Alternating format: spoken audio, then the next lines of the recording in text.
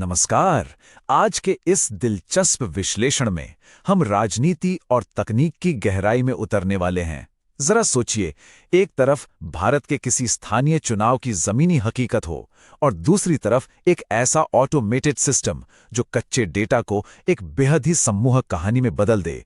जी हां, आज हम कृत्रिम बुद्धिमत्ता और चुनाव प्रचार के इसी हैरान कर देने वाले संगम को डिकोड करने वाले हैं। इस पूरे सफर में हम सबसे पहले बोधगया के चुनावी समीकरणों को समझेंगे, फिर वहां की जमीनी शिकायतों की बात करेंगे। इसके बाद हम एक ऐसे शैडो आर्किटेक्ट और उनकी रणनीति का विश्लेषण करेंगे जो पर्दे के पीछे से खेल बदलते हैं। और अंत में उस ऑटोमेटेड नैरेटिव इंजन का पर्दाफाश करेंगे जो ये सब संचालित कर रहा है। तो चलिए बिना किसी देरी के शुरू करते हैं। तो आइए सबसे पहले बोधगया के चुनावी परिदृश्य की जमीनी हकीकत पर नजर डालते हैं। blueprintstrategies.ai द्वारा तैयार की गई इस इंटेलिजेंस रिपोर्ट को देखने पर हमें उस बड़े भौगोलिक और रणनीतिक परिदृश्य का अंदाजा लगता है जहां यह पूरी चुनावी बिसात बिछाई गई है। हम बात कर रहे हैं बिहार की एक अनुसूचित जाति यानी एससी आरक्षित सीट की, जिसने हाल ही में एक बहुत बड़ा राजनीतिक भूचाल देखा है। और अब जरा इस आंकड़े पर गौर कीजिए, सिर्फ 881 वोट। 2025 के चुनाव में आरजेडी के निवर्तमान विधायक कुमार सर्वजीत की जीत का अंतर महज इतना ही था। ये कोई छोटा मोटा आंकड़ा नहीं है। सच कहें तो ये इलाके में पनप रही एक बेहद ही गंभीर और गहरी सत्ता विरोधी लहर का सबसे बड़ा लक्षण है। इसे थोड़ा और विस्तार से समझते हैं। ये गिरावट कोई रातों रात नहीं आई है। अगर हम पिछले 3 चुनावों को देखें तो जीत का ये मार्जिन ताश के पत्तों की तरह ढह गया है। 2015 में जहां जीत का अंतर 30,000 से ज्यादा वोटों का था, वहीं 2025 आते आते ये सिकुड़कर सिर्फ 881 रह गया। और दिलचस्प बात यह है कि जैसे जैसे मतदान प्रतिशत 57 से बढ़कर 70% के पार हुआ, वैसे वैसे मौजूदा विधायक के लिए सुरक्षा का दायरा खत्म होता चला गया। अब ये सवाल उठता है कि आखिर ऐसा हुआ क्यों? आइए इन मूल कारणों और जमीनी मुद्दों को समझते हैं जिन्होंने इस पूरे समीकरण को बदल के रख दिया। यहां जनसांख्यिकी आंकड़े बहुत कुछ साफ कर देते हैं। इसमें कोई शक नहीं कि पारंपरिक मुस्लिम और यादव वोटर्स का जो बेस है वो एक मजबूत आधार देता है। लेकिन रणनीति के लिहाज से गेम चेंजर कुछ और ही रहा। असल में एनडीए गठबंधन ने पासवान और मांझी वोटरों के एक बड़े हिस्से को सफलतापूर्वक अपने पाले में कर लिया और इसी ने पूरा खेल पलट दिया। लेकिन बात सिर्फ जातियों तक सीमित नहीं है। जमीनी परेशानियां ही अगले चुनाव के लिए सबसे बड़ा हथियार बनती हैं। विदेशी मठों के एकाधिकार की वजह से स्थानीय पर्यटन को जो 200 करोड़ का भारी नुकसान हुआ, वो एक बहुत बड़ा मुद्दा है। इसके अलावा स्वास्थ्य संकट इतना गहरा है कि 64% गर्भवती महिलाओं में खून की कमी है। मगध विश्वविद्यालय का ठप पड़ना और निर्दलीय उम्मीदवारों की तरफ खिसके 10,000 वोट, ये वो बिल्कुल सटीक दुखती रगें हैं जिन पर इस रिपोर्ट के अनुसार निशाना साधा जाना है। इन जमीनी मुद्दों को एक चुनावी मशीनरी में बदलने के लिए पर्दे के पीछे से कौन काम कर रहा है? चलिए उस शैडो आर्किटेक्ट का मूल्यांकन करते हैं। उदय कुमार सिंह का ये स्वॉट प्रोफाइल बहुत ही चौंकाने वाला है। इनकी वित्तीय क्षमता 5 में से 5 है, यानी करीब 48 करोड़ रुपए की संपत्ति के साथ इनके पास बेजोड़ लॉजिस्टिक पावर है। लेकिन एक पेंच है। चूंकि बोधगया एक एससी आरक्षित सीट है तो ये खुद कानूनी तौर पर चुनाव नहीं लड़ सकते।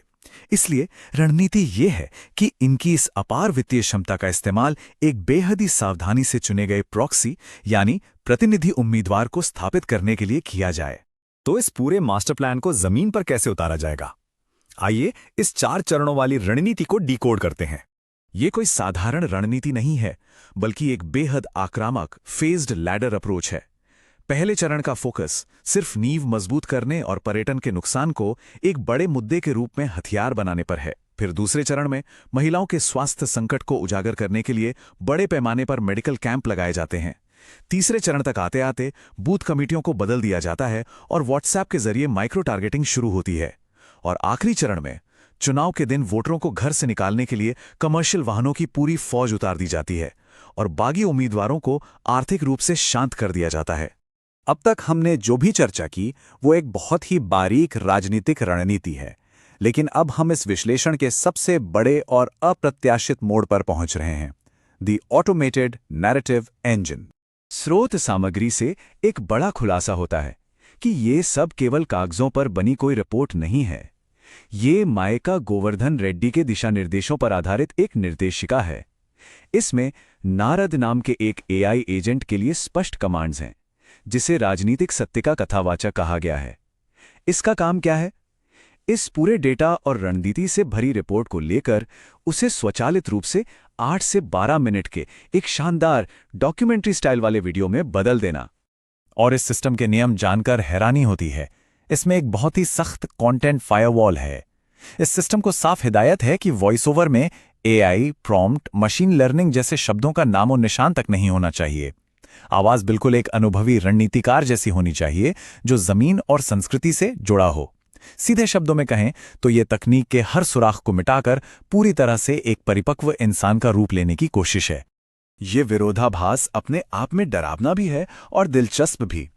एक तरफ 64% एनीमिया रेट जैसा बिल्कुल ठंडा क्लिनिकल डेटा है, और दूसरी तरफ सिस्टम को निर्देश है कि वो इस डेटा को ऐसे भावनात्मक पलों में पिरोए जो बिल्कुल शांत, गंभीर और इंसानी लगे। ये सिर्फ जानकारी देना नहीं है, ये एक मशीन द्वारा हमारी भावनाओं को कृत्रिम रूप से गढ़ने का पूरा एक विज्ञान है। इस नारद इंजन को कुछ बहुत ही कड़े पैकेजिंग नियमों का पालन भी करना होता है। स्क्रीन के चारों कोनों पर ब्रांडिंग का होना अनिवार्य है, लेकिन खुद को नैतिक और प्रामाणिक दिखाने के लिए नैरेटिव में जानबूझकर संवैधानिक मूल्यों और भारत के प्राइवेसी फ्रेमवर्क का जिक्र करने का निर्देश है। और तो और, इसे हमेशा एक तय स्क्रिप्ट के साथ खत्म होना होता है, पर्पस बियॉन्ड पॉलिटिक्स। ये सब इसलिए ताकि आउटपुट पूरी तरह से प्रोफेशनल और सच्चा लगे। तो अंत में यह विश्लेषण हमें एक बहुत ही गहरे और विचारणीय सवाल के साथ छोड़ जाता है। जरा सोचिए, जब मतदाताओं के इस तरह के कच्चे डेटा को एक ऑटोमेटेड सिस्टम द्वारा इतनी सफाई से और इतने भावनात्मक, मानवीय लगने वाले राजनीतिक हथियार में बदल दिया जाता है, तो हमारे लोकतंत्र के मूल स्वरूप का क्या होता है? ये एक ऐसा सवाल है जिस पर हमें आने वाले समय में गंभीरता से विचार करना ही होगा।